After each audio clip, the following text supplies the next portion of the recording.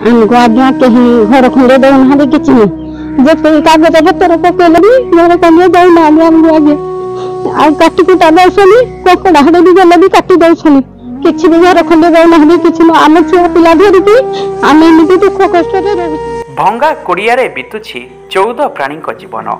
ए दृश्य देखिले आपण जानिपारे सरकार योजना कहापाई छामु जहा देले हरसे पाऊ पाऊ गला बरसे कथाटा हुए तो बुझीपारे।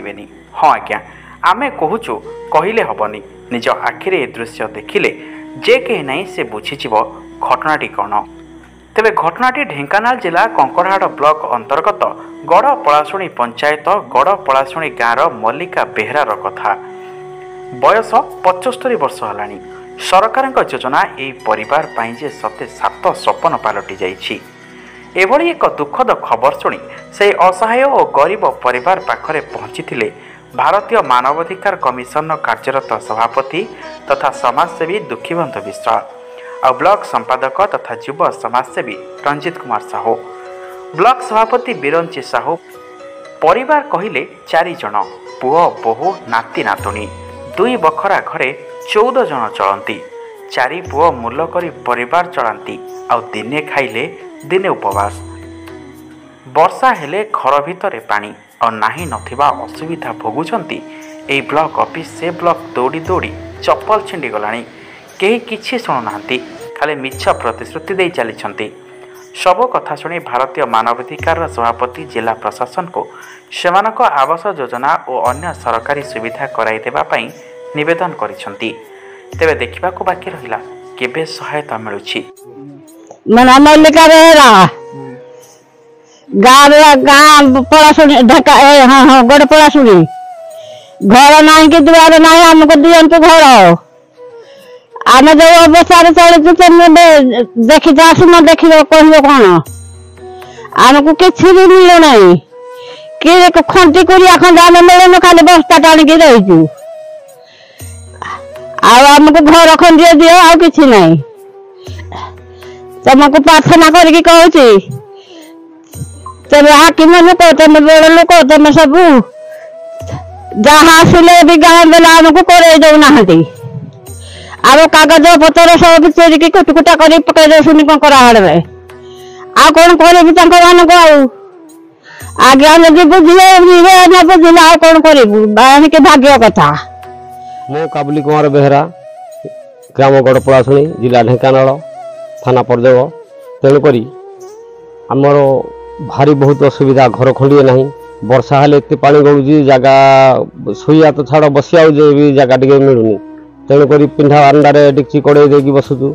छुआ पिला 7-8 जन भाई बहु बोहू 2 जन भाई माँ समस्त आम एकाठी गोटे जगार बसुचु।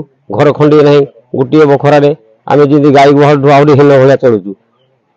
आम जो रोचु ताठू आहरी भल गाई बलदे रोच। तेणुक प्रशासन को अनुरोध कर सरपंच को अनुरोध कर किसी सफल मिलूना। तेणुक बाध्य आम कौन करूँ चिंता ना रोचु। तेणुक आम यही असुविधा सम्मुखीन नहीं सरकार को विनीत अनुरोध करुँच आम घर खंडे मिले आम चिर प्रकृत हबू। गाई गुहाल भले रही कौन हो मनीष तो आम भले रही पारूँ समस्ते कहीं रही पानु घर द्वार चारिड़े गलुची जो टिकिया पानी न हो 10 डिग्री पानी हो जो कंसा टाटिया गरा ढाल एमती पतईकी आम रोचु। आमको पलाशुणी गाँव कहीं शुणुना कि किसी भी दौना आम आ कौन करूँ आमर तो हेतिकी सक्षम ना कि ना आप जहाँ करा कथा करें आम कौन करूँ आमर तो हेतिकी धन ना बोले आम किसी करें आम छुआ पिला तो आम खावा मुठे दे पानी आम घर द्वार करूँ कौन। जय जगन्नाथ मु बिरंची नारायण साहू BHRC इंडिया मु आज आसी पहुँचली बर्तमान गड़ पलाशुणी ग्राम ए मल्लिका बेहरा घरे ए माउसीर 4टी पुओ छुआ पिला मिसी 17-18 जन बर्तमान 2 बखरा घर माउसींकर राति रे पानी गले भी माने राति सारा अनिद्रा रही पिंडारे बसुंट।